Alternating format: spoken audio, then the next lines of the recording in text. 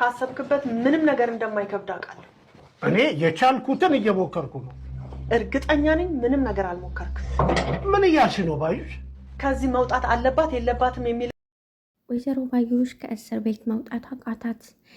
አሁን ላይ ሀና ምርጫዋ ግራ ገብቷታል። አሲር የተናገረ ንግግር ትክክለኛ ማንነቷ እንደሆነ ከራሷ ጋር ጥያቄ ውስጥ ገባች።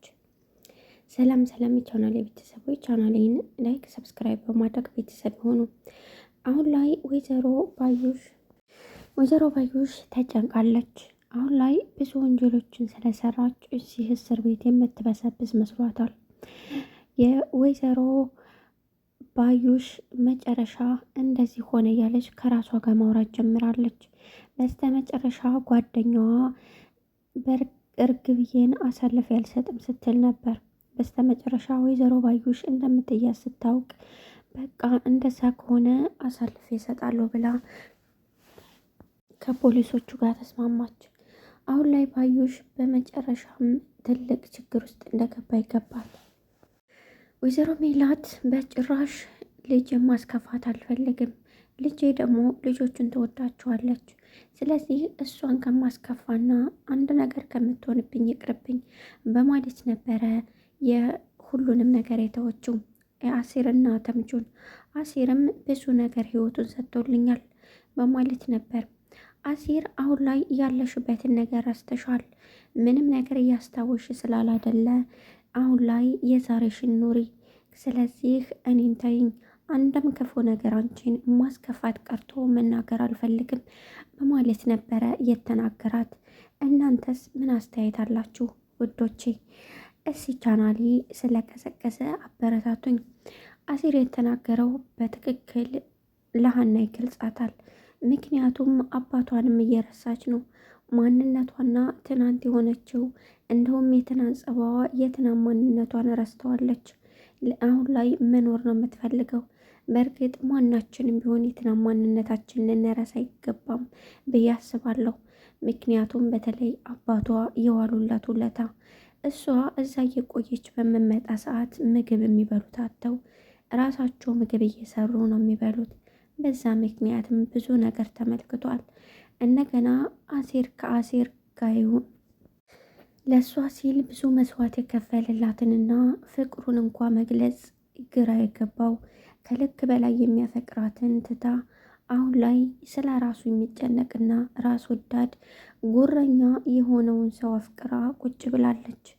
ስለ እሱ መጨነቁን ትታለች። አሁን ግን የሚገባትን ልኳን የነገራት ይመስላል አሲር። በስተ መጨረሻ እርግብ በፖሊሱ የተያዘ ይሆን የሚለው ደግሞ ግራ የሚያጋባ ነው። አሁን ላይ ቤት ውስጥ ከጠቆመቻቸው ቤት ውስጥ እንደማትገኝ ምንም ጥርጥር የለውም። ምክንያቱም ብሯን ቦርሳ ውስጥ ያለውን ብር ሰርቃ ወደ ሌላ ቦታ ሄዳለች። አሁን እርግብ የት እንዳለች ለመጠቆም ሄዳለች። በእርግጥ እርግብን ካገኛት አስወግዳት ብለዋለች ወይዘሮ ሜላት። ይቅርታ ወይዘሮ ባዩሽ። ወይዘሮ ሜላት ግን ስለ እርግብ መልካም ነገር ነው መናገር ያለብኝ። ልጆቼ በጣም ይወዷታል። ልጄ ደግሞ ልጆቼን እንደዛ መስዋዕት የከፈሉላትን ላስከፋት አልፈልግም። ጥሩ ውሳኔ ነው የወሰነችው። ነገር ግን ባዩሽ በወንድሟ ላይ ጨክና እርግብን ብታስወግዳት ምን እንደሚፈጠር ፈጣሪ ይወቀው። አሁን ተምቹ እንዳትከተለኝ፣ አንተ ቆሻሻ ነህ፣ ንጽህናህን እንኳ የማጠብቅ ቆሻሻ ነህ ስላለችው ይሁን የጠፋው ግራ የሚያጋባ ነው። ይሄ ሁላችንም ግራ ገብቶናል።